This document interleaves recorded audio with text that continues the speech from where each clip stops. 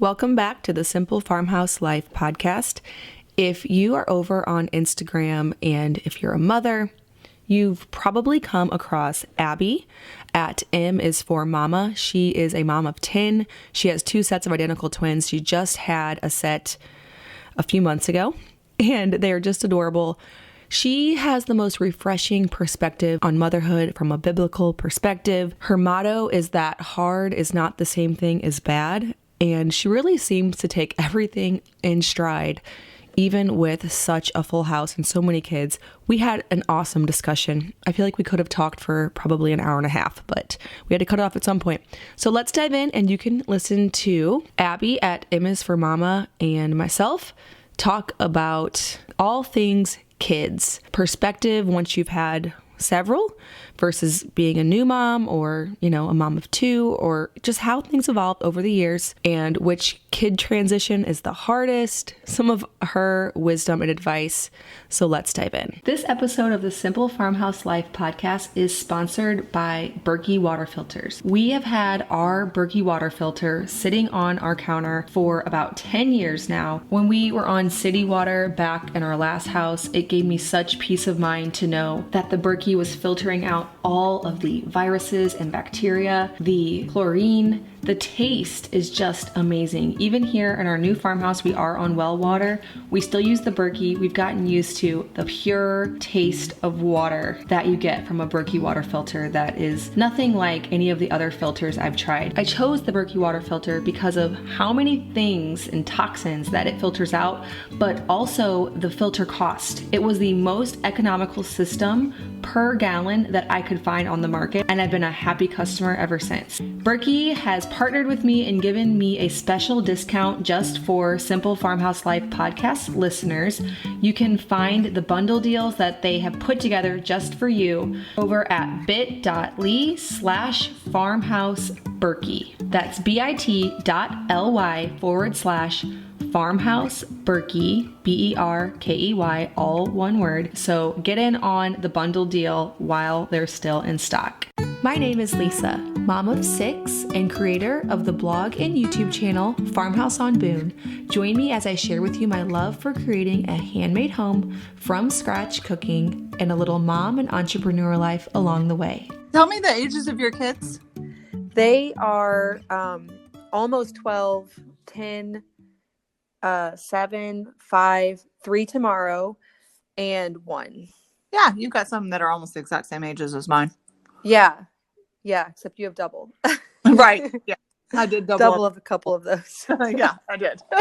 Oh man, I don't know. Like, I think you were saying in one of your posts that you thought you never wanted twins, but then after you had twins, you realized that it was amazing.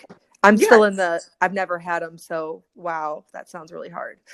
It is, and it's like this week, the twin bees got their tongue ties and lip ties cut, and it's been a really hard week. And I was like talking to my husband tonight, we were both like bouncing a baby and handing out bowls of soup, and I was like, I don't remember the last time they were both happy at the same time, because they don't feel well, but it'll get better. It'll get better. Well, it will. I could be wrong, but I feel like the twins, like the first 6 months would be the hardest. For our first set, you are wrong. They were dream babies. They slept through the night by like 10 weeks, like all night, like 10 hours. They were I've happy. Never had a kid do that. Yeah. Not one. Yeah. I've had my first 6 all did that. And then I got a little more lax on my sleep training. I got to be a nicer mama, a little more chill. And my last ones have not done it quite as much, and have had kind of some things that have made. So you're telling me it's definitely a mom fault, not No. I know it is though. No, I know it is. Well, I think it's a combo. Like Honor did well at the beginning, and then we built this house and moved in, and he had all kinds of regressions because we completely turned his world upside down. And Shiloh had some respiratory issues when he was little bitty, so there was no way I was going to be as, strict with him as I was with other babies, things like that, Right. No, there are definitely factors that play into it. But no, the first 6 months with the twin girls, they were like the easiest babies. They were like, you could just lay them down at night and they would drift off to sleep with their little heads together. They didn't fuss. They were happy during the day. They were just really, really sweet. The little boys that we have now are sweet, but they're a little bit harder than that. They're not quite as chill. But they also were newer. They came at 37 weeks. So I think it's just taken them a little bit longer. How long did your girls stay in? Because that's pretty long for twins. Yeah, it is. I had my first set of twins at home at 39 weeks and 4 days. Oh, wow. Okay. Yes. And then and you're not like, what's her name on Instagram that just had twins at home without knowing? Oh, no, I knew. Purely Parsons, Elizabeth Parsons. Yeah. Yes. Oh, my word. That is crazy. She literally texted me. She texted me at I was feeding babies in the middle of the night. So it was 3 a.m. And this text comes through that just says, help! ! And I was like, what from her? I mean, I knew it was from her, but I was like, I don't know what this is, but I knew she'd been in labor the day before. So I was like, oh no, what is this going to be? And then this picture comes through of 2 babies and she's like, we didn't know. What do I do? Tell me what to do. Yeah. Well, that's another whole subject, but I'm like, how did the midwife not? Yeah. And sonogram and everything. I mean, they didn't see it on the sonogram. Wow. Yeah. Crazy. That's really interesting. I need to go actually read her birth story. But yeah, I was it's really everybody I know. I'm like, there's this girl. And yes, I did the same thing. I was like, you think that my having 2 sets of twins, well, what if you didn't even know? And then you pushed them both out breech at home in a birthing bowl. Yeah. Right. My aunt, that happened to her, but we're talking 40 something years ago. Yeah. No sonograms. Yeah. No. Even still, I'm like, my midwife, I don't know with you, but my midwife could tell me everything. Like, oh, his hand is by his face. He's facing to the right, everything. Right. Well, she apparently one was basically behind the other. Okay. Yeah. They were literally stacked behind each other. Yeah. It's crazy. Wow. That is so crazy. I think that's just crazy. Okay. That's off topic. Well, I was thinking though, that with twins, that the way that I do babies, the way I'm able to get through the baby phase and actually enjoy it, it wouldn't work with twins. Okay. So I'm like, that's why I'm like, wow, how? Because, I just let them in my bed all night and they just nurse the baby. And then during the day, just in the wrap all day, I don't have to worry about naps. I don't have to worry about getting them to sleep at night. And I feel like all of that would just be totally different with twins because you can't really sleep with 2 babies. Yeah. I mean, my husband does it because they have been really, really gassy and just hard to get down to sleep at night. You would get them all wrapped up and all ready to go. And within 5 minutes, they're squirming out of their swaddles and, things like that. Well, and sadly, we had gotten them on a routine and they were sleeping 6 hours a night in their beds last week. And then we did the tongue tie this week. Of course, it's all regressed, but it's definitely taken a lot more effort and structure and everything. But yeah, I teach early in the mornings. I teach a class called Body Pump at the gym at 5:45 a.m. So I'll feed them at 4:30, leave. And they don't particularly love going back to sleep when they've been woken up or when they wake themselves up in the night or whatever. And so Sean will have one on each side and they just snuggle up with daddy. So it's possible. Maybe it's the baby something I can't fathom, but when it's your babies, it's different. Because it also feels weird when I see my sister, she came over today and she has this 3-week-old baby and they're so small. And I'm like, oh, how do you sleep with them? But when it's my own baby, it's totally fine. Yeah, it's totally fine. It's no big deal. Yep. It's just hard to fathom when it's not yours. That's true. It is totally true. There are many things that I have thought I could never do that. And then whatever it is happens and you're like, oh, you just find a way, You do. You totally do. Because what other choice do you have? You don't. Well, today I had my 1-year-old, he's teething really bad. And normally he's happy just to play around the kitchen. I have a gate and he can't get out and I can just let him roam around. I have to obviously make sure he doesn't put anything in his mouth or do, anything that would be dangerous. But today and yesterday, and basically for the last week, he's not allowing that. And so I have to put him in my back carrier, so I can still get stuff done. But it's not really an option to just sit down on the floor and, I have to make dinner. I have to do the dishes, Yeah, I actually had someone the other day because I was talking in my stories about this week, and because, I think probably there's this misconception that even when we share the hard, or even when we share the real, I mean, it's all real, but even when we share the challenging things, that we're probably kind of making people feel better, as opposed to like, that's our reality. And I'm thinking, no, it's our reality. We deal with normal stuff that goes wrong. So this week, the babies with their tongue ties, and we got in a wreck, and just, just that whole thing with the podcast. And it was like, this is a joke. Just a lot of things. Yeah. Just a lot of things. And so it's kind of one of those, you share so that people realize this happens to anyone. You should realize this, but let me just make you very, very aware that this happens. But then sometimes you get messages and people are like, you know what? You just need to do less and chill more. And I think, okay, sometimes that is true. Sometimes I've overstretched myself and overscheduled myself. But what I'm sharing right now is simply like getting from groceries to dinner to kids in bed. This to is things not like keeping people alive. Like, you're not even talking about and I'm not sure what I would give up from that. Yeah, no, people say the same thing to me, and I'm like, I can't rest. I mean, I guess I could drop a few business things, but it's partially personality, and I like having a lot of plates spinning. But I can. But I was thinking about it yesterday, or what day did we try to do the podcast? Wednesday. Was it Wednesday? Yeah. Okay, so the next day, I had it was my video shoot day for my channel. So I kind of break it up to where I have like a shoot day, and I had all of these recipes going, the camera's out, I had my makeup on, and we stopped to do a lunch break. And then my son ran out of the kitchen and he tripped over the baby gate, face planted on our hearth, put his tooth through his lip. No.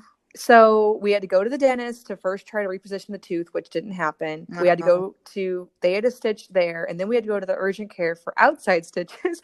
And I was thinking, now normally what I would do is I would wear the same exact thing the next day, set up the camera. Nobody would know that happened at all. It would look like the exact same thing. And I was going along doing that, and then I actually just like stopped and I was like, hey, just so you know, this is a different day. Because because I was telling you just the day before, oh, there's so much chaos behind the scenes. Nobody realizes it. And I was like, they wouldn't, because say it.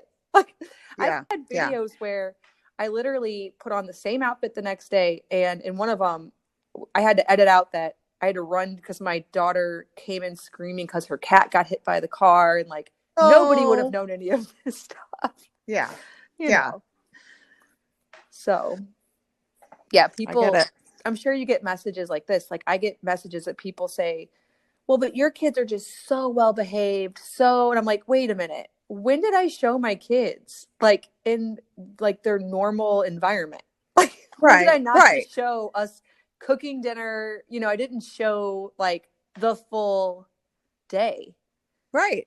And it's hard because I mean, sometimes you show the full day and you get messages about that too. So it's absolutely the double-edged sword of sharing parts of your life and kind of trying to decide with discernment, like what you share for encouragement and what you share that you want people to be able to relate to, but also kind of not just slathering your whole family across the internet. It's hard. Exactly. And I mean, I guess you partially expect people to understand that you're not just like they only share the good parts. You expect they would also understand that, but that's not always the case. No, not always. There are lots of really gracious people. I'm grateful for all the good messages I get. Yes, I would say that is true. Like 95% at least. Yeah. So yeah, really. It takes a lot more nerve to send somebody a mean message than it does to send a word of encouragement. Thank goodness. Right. Yes, definitely. So we've already touched on a lot of things, but I kind of skipped the intro a little bit. For those who don't know, you have 10 kids. Yep. What's your oldest? I don't even know. He's 14 and a half. Okay, so yours are way closer than mine. It's those, like a whole bunch of twins. Kids. Yeah, that's true. Yeah, that's the thing. Because my oldest is almost 12, so you're only like 2 years ahead of me here. Right. But yeah, 2 sets of identical twins. I have a set of girl twins that are 8. And then I have a set of little baby boy twins. They're both identical. They were born on the same day. That's the baby right. boy twins. That's insane. Yeah. That's so crazy. So they were both born on September 24th. So we're going to have quite the epic birthday celebration when the twin bees, we call them the twinsies and the twin bees for twin sisters and twin brothers. Oh, okay. And so when they turn 1 next year, we don't do just tons of birthday parties. It's usually just kind of get together with friends and play airsoft or eat cake or whatever. But I think we'll probably that's really something to have the same birthdays for. That's crazy. Yeah, we got a quad twin thing going on. Yeah. That's unbelievable that you've had more than one. And I think you even said you were pregnant once with another set of identical twins. So yes, to the best of our knowledge. So the best way that you can tell that they're identical twins in the womb is pretty much guaranteed if they share a placenta. Like if there's only one placenta, they're going to be identical. There could be cases where the placenta actually is fused and you can't see like the separation, but almost always if you see one placenta, it means that they're monodi or identical twins. And so we had our first set in 2012, and then we got pregnant 2 years later with Theo. And when we went in for an early sonogram, because we were like, we kind of want to know, because we didn't know with the first set until 19 weeks pregnant. Oh, wow. And so with every subsequent pregnancy, we have checked early. So it was an 11-week sonogram, and she put the wand on my belly. And I remember thinking, what am I looking at? I feel like this doesn't look like I usually am used to seeing. And she goes, oh my goodness, girl, you are just fertile myrtle. And I was like, okay, what are we talking about? And she said, you had 2 babies in here. And so it's called disappearing twin or vanishing twin syndrome, and where your body just reabsorbs the baby because something didn't go right. And so I didn't have any bleeding. I didn't have miscarriage symptoms. I had no clue that anything had happened, but she could actually measure the shadow of where his sac used to be and see that we had lost a baby at 8 weeks, and there was only one placenta. So very likely he was Theo's identical twin. And then that was the pregnancy right after our last set of identical twins. And then 8 years later, we had another set, and we did the math, and being pregnant with, or having, the possibility of having 3 sets of identical twins from one person is like 1 in 23 million. Oh yeah. I mean, it's identical crazy. Twins on its own is extremely rare. Yeah. And then you divide that by itself 3 times. I mean, that's that makes me think there has to be some kind of like something like I think it means that I'm predisposed. Right. I don't think people ask me all the time if we have twins that run in our family, because they're thinking that because we have 2 sets of twins or we're pregnant again, that it must mean that we have them in our family. But identical twins are not hereditary. No. So it's not to do with genetics. It just could be something that happens with you. Yes. So apparently I am predisposed to having eggs split, or I've heard other things, but that one seems to be the most likely to me, I guess. That's fascinating. So, okay, I get asked a lot, like, how you do it with 6 kids, and I'm sure with 10, which is so many more than 6, you get asked that pretty much every single day. And I think that people, when they say that, they are usually a parent of 1 or 2 or 3, and they imagine that having 6 kids is like having what they feel with 1 times 6, or what they feel with 2 times 3. Yes, right. And the math just doesn't really work that way. No, it really doesn't. And I would say that very few of them are like parents of twins or quads. In other words, they are not experiencing the exact same ages at the exact same time or anything like that, but they are experiencing young ages. So I started out saying that, and I was like, no, that doesn't work. So you can just edit that part out. No worries. But, yep. But my point is, so a lot of them I find are not at the stage where I am. So for example, they are comparing their 2 children to my 10 children and saying they are overwhelmed with 2. How are you not overwhelmed with 10?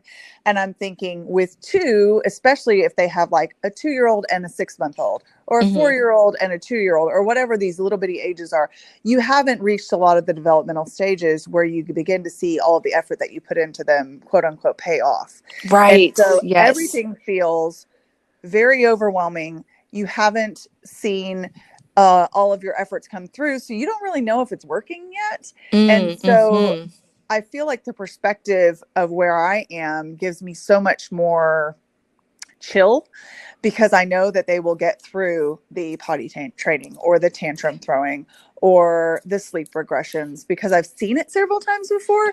So I think a lot of the hard that people experience with 1 or 2 when they're still very young is that they don't have the kind of gift of perspective to say this too shall pass. I love the way you articulated that, because I think about this all the time. I don't have quite the way to say it like you just did, because I know it's not just the kids themselves. Because when I only have 2, like if I have the 2-year-old, the baby, I feel like I'm off. Like it feels like nothing. However, it did not feel like that when I had a 2-year-old baby. And I know that it's just because at the time I thought I had to do these certain activities or my child would never know her colors. Right. And I thought that if I didn't like do XYZ, she would never be potty trained. She would never do anything. And I'm like, now, like you said, I've seen how putting a lot of effort turned out. I've seen how basically just like, you know, caring for them and feeding them, and they still end up the certain way. Yeah. You know, you have the perspective to see that, okay, I don't have to do everything this exact way. And they still end up a 5-year-old who knows how to put on their shoes and their coat, you know. Exactly. And if you end up having more, I'm not saying everybody should have a bunch of kids by any stretch. I think a lot of people think I must assume that everyone should have the same number of kids as I do. But the truth is that the Lord has given us this number of kids, but I never planned. I didn't have a number in my head. I haven't like engineered anything. I certainly didn't engineer twins, you know, twice or anything like that. Yeah. But so I am all for people having their own unique path. But I feel like what they don't understand, especially when they've only got little kids, and when I say don't understand, I don't mean that in a patronizing way. I just mean like they haven't gotten the chance to understand. No, that should be yet encouraging. that, you know, really older kids have this trickle down effect. If you have spent time, and I love how you said, sometimes as a first time mom, or you have a couple, you think that you really have to be hardcore and like Montessori and, you know, high sensory bins. I saw somebody the other day doing sensory bins. We're learning about senses. I'm like, they will learn that no matter what you do. Yeah, I mean, it's true. fine, it's true. They are going to pick it up and put it in their mouths, and they are going to stick their fingers in their ears and feel the squishy wax. And I mean, it's going to happen.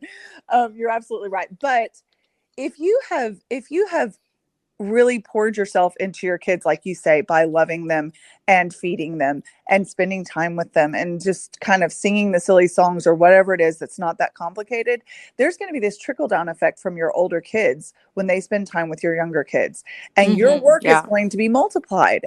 Not that it becomes harder or there's more of the work, though there is that too, because more kids does equal more work to some extent, but your efforts are going to be multiplied, because you will realize that, for example, my older kids potty trained my number 6 because I was dragging my feet. Gosh, my sister, oh my gosh, no, my second daughter is like, I'm going to potty train Micah. I'm like, you go right ahead. I know. I was the one dragging my feet because I didn't want to pull out the bucket of pee for the bathroom. I know. And I'm like, they'll eventually go. Thing. I mean, come on. Yeah, I know. And so they were like, no, please. Can we get him a little, like we had even, I think, gotten rid of our plastic little potty or whatever. And I was like, we're just going to do the big potty. It's because I was just like, I just, that thing is just so nasty. And they were like, I just waited till they were old enough. Get him a little thing and give him stickers. And I was like, sure, if y'all want to do that. And they just potty trained him. And I was like, oh, this was amazing. This is so awesome. Yeah. So my son is going to be 3 tomorrow. I seriously had my first 2 potty trained before they were 2. That's amazing. The next ones before they were 2.5. Micah, I haven't even tried. I know. I know. I'm like, it'll be so easy. Okay. Whenever he's 3, trust me, it'll be such a breeze. And I will say that is a major source of anxiety for most young moms. And I do just want to tell them that they are not going to go to school or to college or to work at a job and not be potty trained. And those are the ones that you should be worried about. I'm like, seriously, they're going to get there. They are. I remember reading, and my first was really traumatic with potty training. I won't go into all the details, but it was a year-long process of like. Did you try too early too? I mean, we must have. He did really well for about a week, and then he regressed, and he was terrified for a year. And it was actually a super big stress because of everything involved with it. So I was like, nope, not doing that again. Just not doing it. And I remember reading a mom, and at that point I had like 2 or maybe 3, and I remember reading this quote from this mom of 7, which sounded like a giant number of children at the time, saying, I have gotten so chill about potty training that at this point, I'm pretty sure I haven't even tried until they walk up to me and say, Mother, I need to be potty trained. Like they can articulate it in the most formal of language. You don't really gain anything. I mean, I remember as a first time mom, so I know I probably have like moms who maybe have like one 18-month-old who are like, well, that's just wrong. That is just not right. Because I felt that way. I felt like we are the best mothers in the world before we've actually done the mothering. Oh yeah. Oh, I was the best ever. Yeah, you're the best parent ever until you became a parent. I was really good at it. I read books about how you could potty train them when they were like infants, and I was like, yes, that's elimination training. I literally tried her at like 15 months for the first time. I don't know what I was thinking. I thought that for some reason I was going to win an award, I guess. Youngest potty trained kid. I think the last 3 kids potty, I only have 4 potty trained kids. Never mind. The last 2, it was not even an issue at all. It was like not a thing. First, it was such a thing. Like we got to go on the potty for a whole week, you know, and have all of these things. We're going to, a big deal. And the last 2, it's just like, oh, we'll put undies on you. It's no big deal at all. Yeah, it's going to be fine. It's going to be fine. What kind of things do you feel like you worried about as a new mom that maybe don't even cross your mind now that made your life really stressful, that now that you have a little bit of perspective and confidence, maybe they don't feel like that anymore? So I would say the sleep thing for sure. Like I said, I hardcore sleep trained my first one. That poor guinea pig first kid just gets the most hardcore version of everything. And he's turned out wonderfully so far, and I'm very grateful for the grace of the Lord, because it is by the grace of God. But definitely the sleep thing. I do like getting my kids on a schedule just because it frees up my brain to not be kind of like, oh wait, why is he upset? Why is he is he hungry? Is he this? Like to have a really good idea of at least a rhythm for the day. I'm not a really strict scheduler, but I like rhythms. And so I would say that I still really like that with my personality, but I'm less concerned about the whole sleep thing, because I remember feeling really anxious with my firstborn, and you would lay them down and they would start that squirming thing, and I would be like, no, please, they're never going to sleep. Please sleep. Yes, exactly. I remember feeling between a combination of not knowing if this would ever work because I didn't have any perspective, like we talked about before, and also postpartum hormones. Like, this is my new reality. This is it. This is forever. This is when he's 20. And you read some of those books, and you think that if they miss a nap, it's like basically giving them like a cup of sugar. Like, it's the worst possible thing. I know. You're poisoning them. For real. Yeah. My sister started reading some books like that, and she was so worked up about nap. I mean, she was like, she's not sleeping. Don't worry. It's fine. It's going to be okay. Yeah. It's going to be okay. Yeah. So I would say sleep, including naps. I mean, again, we have a nap rhythm. I wouldn't even call it a schedule, but a nap rhythm that we naturally fall into. But if we miss that nap, it's going to be okay. Yeah. And that kind of, it's going to be okay is not how you feel when you haven't discovered that it's going to be okay yet. Nope. And so it's really sleep, potty training, teaching them to read. Yeah.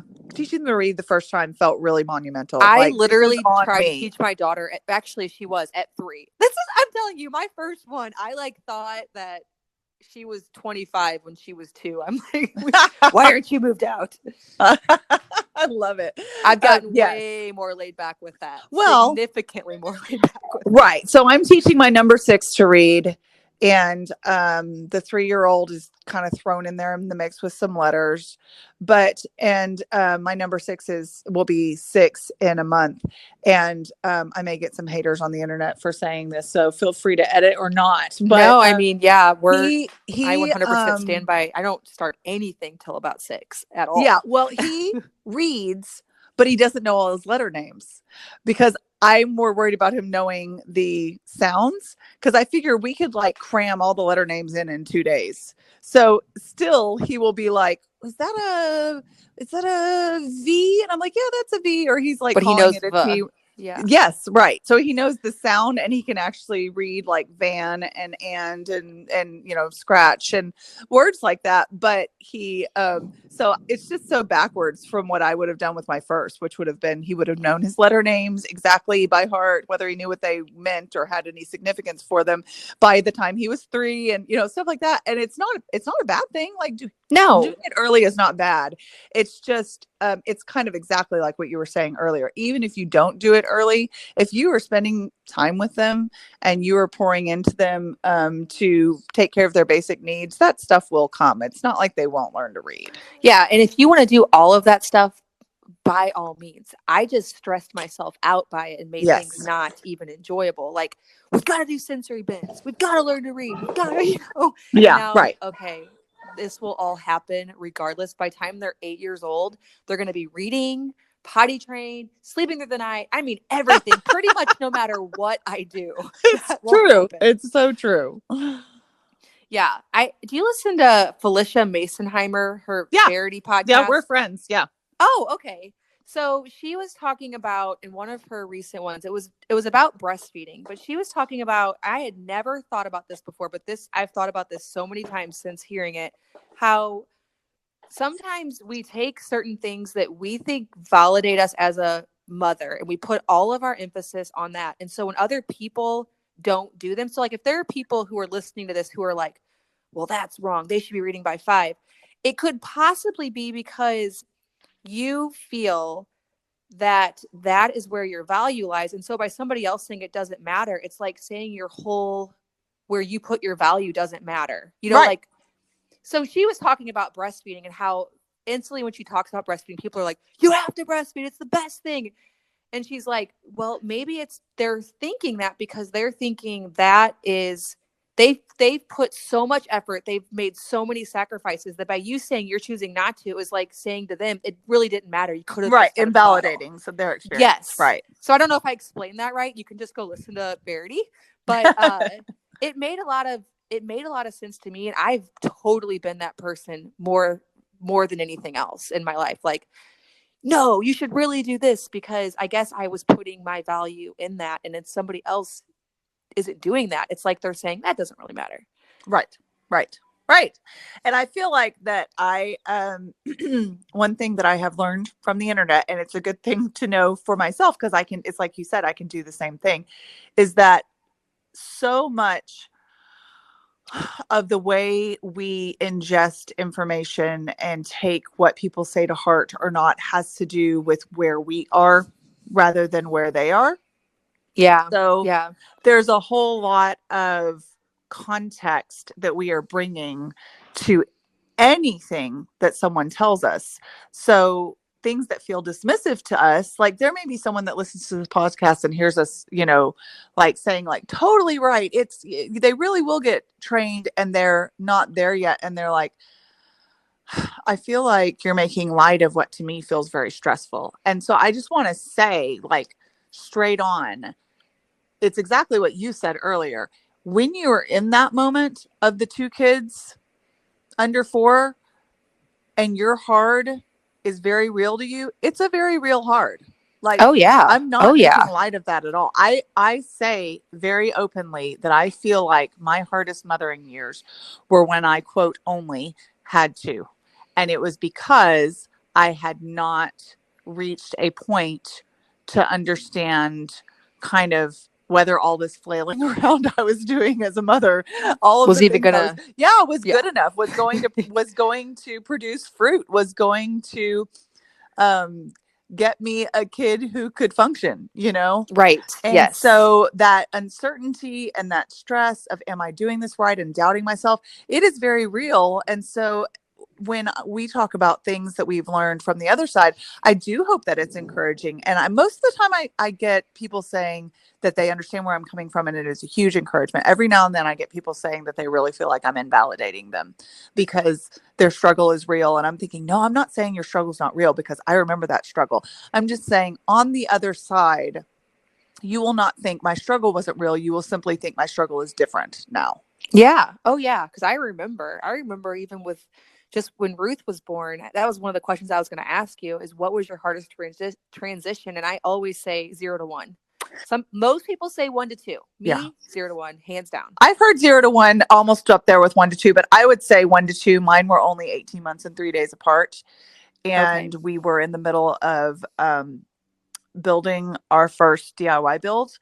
And my husband was working a full-time job, and I was sourcing all of the stuff, and I was teaching fitness classes about like 8 to 10 hours a week. So kind of a part-time job. And we weren't living we were living in my parents. We were renting from my parents in their second floor, and they're great. And we have an awesome relationship with them, but it's not your house. So there's there's a different dynamic there, and just kind of a layer of constant stress of I can't completely relax because it's not my house. And so all of that was true. And other people's circumstances are going to be different as far as what's a stressor for them. But all of those stressors being there while figuring out being a new mom and having them really close together. And then my firstborn was doing his potty training craziness. Two was really, really hard when they were little, for sure. And was that even harder for you than 8 to 10? Yeah.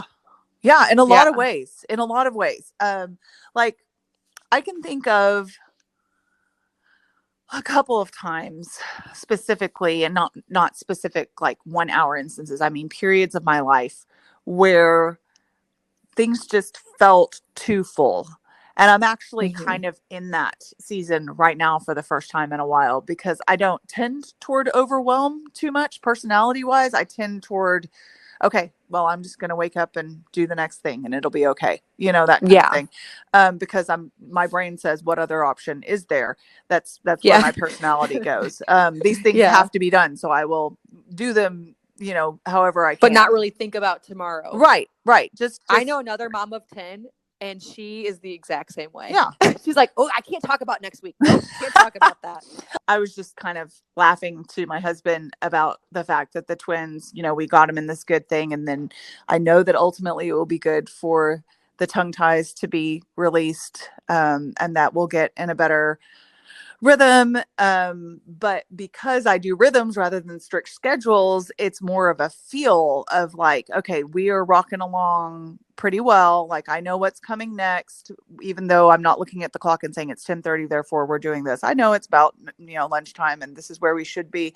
And, because they require so much in terms of feeding and soothing, that I don't feel like my rhythm is working. And I just was kind of laughing to him. I was like, yeah, I feed them, and instead of the baby being happy, they're like immediately scrunching up their faces because they're having some, discomfort because of all of the stuff we did this week. And then my pantry is full of moths right now. And I feel like, I have a book manuscript that's due in a month. Oh, that's right. Yes. I feel like I'm typing with one hand and bouncing a baby with another.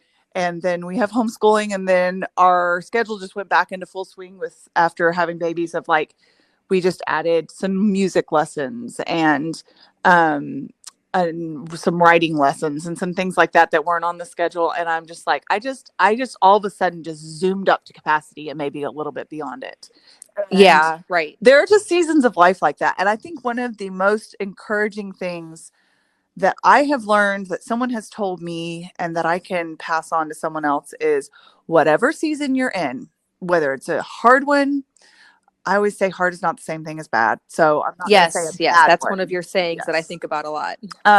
So whether it's a hard one, which does not necessarily equal bad, but whether it's a hard one or a good one or an easy one or one where you're just rocking along and everything's going smoothly, or if everything feels like it's, nothing feels like it's working, that season's not going to last. So if you're in a really sweet spot, enjoy the heck out of it, because that too, right? It's going away at some point. It won't always be perfectly smooth. If you're in a hard stage, try not to define your life by where you are, because it will get better. Some part of it, it's like pressure, and then something gives, and you don't even necessarily recognize the moment that something has shifted, but you wake up and realize, oh wait, this has been a little easier. Right. The 2-year-old has not screamed at me for 3 mornings in a row. And my brain is going, whatever it is. So that whole thing of seasons not being forever, whether they're good or bad, it really helps me to go, it'll get better. This is great, but I'm not going to put my hope in this lasting forever, that kind of thing. Right. And that really makes it so much less stressful too. It does. Like I said, with the first, I remember thinking, if I don't get her to sleep through the night now, she's never going to sleep through the night. Right. And then I did everything completely wrong. And she's still, she's 12. She sleeps That's good to know. every night. Just fine. Yeah. It's also good to be aware and to notice whenever your season is suddenly a little bit easier, because I have a hard time with that. And I don't notice it until it's gotten to the hard one again. Yeah. And then I'm like, oh, wait, remember when I slept through the night for like 6 months before I had the next child? Right. Yeah, I know. I forgot to pay attention to that. Yeah, I feel like the Lord sometimes really graces me with moments. Not so much the whole season where I'm noticing, but moments where I'm like grinning my face off. Like we're all in the kitchen and we're making food together and the music is blasting and everybody's in a great mood. And I'm just like, this is so sweet right this moment. And I am just really enjoying myself right now. Yeah. And I'm just going to take this for what it is. Things could just go completely off the rails in like 15 seconds. True. But it's true. At this exact moment, I had that happen today. We had the music, Christmas music. We were cooking, and then all of a sudden, 2 other boys came in, and they're like, I'm like, hey, we can't scream over the music now. It was fun while it lasted. That's a very freeing attitude, to be completely honest. It really is. It really is. Knowing that it always will change, no matter which one that you're in. Yep. Well, this has been really fun. I agree. So much good perspective. You're always so inspiring. I love following you on Instagram. You're definitely one of my top favorites to follow you're so and nice. be encouraged by. Thank you. So everyone can find you over at before you put the periods in your name, I'm sure you did that because people yeah, they thought my name was like Miss for Mama. Yeah. Because I blogged well before I was on periods, Instagram. I was like, oh. Yeah, I know. I got people that were like, thank you so much for doing that. So yeah, it's M is for Mama. And there are dots, m.is.for.mama on Instagram, because it was just too funky looking without it. Yeah. And then you have a website. Yes, it's misformama.net. Yep. And then your book will be coming. I know you're just your manuscripts too, so probably in about a year. Yes, it'll be out in time for Mother's Day 2022, which sounds so far away, but I'm sure it'll come fast. I know, but I know how that goes. My sister's book just came out a few months ago, and it was just, or no, it didn't. Sorry. It's coming out in the spring. Her manuscript was just due, but it was like just years away when she talked about, oh, that's already coming up in the spring. Yeah, so it does go fast. And it will be on, what would your book be? It will be about motherhood, and it will be kind of a counter-cultural approach to motherhood, I would say. Kind of a lot of what we're talking about, rather than the approach that says, this is hard, therefore it stinks, therefore I'm mad about it. Yeah, you really have a different perspective than the world has on motherhood. And that I always find refreshing, because coming from pretty much everyone else, I don't know. How would you describe your perspective? I feel like kids are the work, not just in the way of work. Oh yeah. It's that C.S. Lewis quote, which I'm going to mangle, but it's basically, it's not children are getting in the way of the most important thing. They are the most important thing. Yes. I have a double major in English and Spanish. I taught high school foreign language and English and ESL for years. I definitely have lots of interest blogging and fitness instructing and writing books and all of that. But I genuinely believe that not one single one of those other things could make an eternal impact like pouring into my kids does. And that is something that the Lord has just etched on my heart and had to pry my fingers off of to some extent, because while I've always believed that in theory, the practice of that, when you have, again, only little kids who, I mean, I hesitate to even say this because some people will relate and some people will think this sounds harsh and some people won't understand it all, but they can feel like they are pulling you away from things because they can't talk yet or they can't do much for themselves. And you're doing every little thing from buckling the car seat to tying the shoes to wiping the bottom to wiping the nose to rocking them to sleep and all of those things that they're not even going to remember in their actual active memory. But of course, that memory is etched on their hearts in terms of the care that you're giving them. But you can say like, this is taking me away from something else that would be so much more scintillating and I feel like that's what the world tells you. Like anybody could be doing that. Only you have the talent to do this specialized thing. And I'm thinking, no one else could do the pouring into your kids that the Lord has put into your life like you can, because that's why you're their mama. So that's my perspective. Yeah, that's your message. And you get a lot of that over on her Instagram because that's where you share the most often, and then coming soon in your book, which I can't wait to get my hands on. Again, thank you so much for joining me. It was my pleasure. I mean, I feel like we could talk for hours. I really feel like I'm like, I don't know how much of this is going to make it on the podcast, but I feel like we could just ramble for a really long time. Yeah, I know. I'm like, well, I looked through my points and I'm like, I'm pretty sure we touched them all without ever being like, now let's talk about this. And if you have, if you've been a mom for a while and you have any number of kids, it's not a certain number of kids, but if you have any number of kids and you've been a mom for any certain amount of time, there's going to be a lot of common ground and a lot of things that you could just talk over for ages. So yeah, I like it. I know. I wish I would have thought more about that. Like when I was younger, like listening to older moms. I mean, I did to an extent, but you don't really realize the perspective. I know we're not older moms, but 10 years ahead of new moms. Exactly. Yeah, no, I'm actually getting that more and more, and I'm just going to have to take it in stride because I'm not a spring chicken anymore. I'm 38. So I'm like, oh, well, okay, sure. I'm an older mom, but I'm getting like, as a young mom looking up to an older mom, I'm like, oh, dang, that kind of stings, but I'll take it. I'll take it. I know. I realize that if we have another one, I'm considered, I just turned 35. So I'm like, oh, I'm like the old person advanced now. Maternal age. My midwife does not define it as that, but my OBGYN did. And I was like, oh, that just sounds like I'm having a geriatric pregnancy. Like, I don't think I'm old. How could that be possible? I know. Sometimes I still have that moment. But at the least, if we have another one, I'll at least be 36. Yeah. Yeah. If we have any more, I'll at least be 40 probably. So that kind of makes my brain spin, but I hope you enjoyed that discussion. Make sure to go find Abbie over on Instagram. Follow along. I know you'll be encouraged. As always, thank you so much for listening to the Simple Farmhouse Life podcast, and I'll see you in the next one.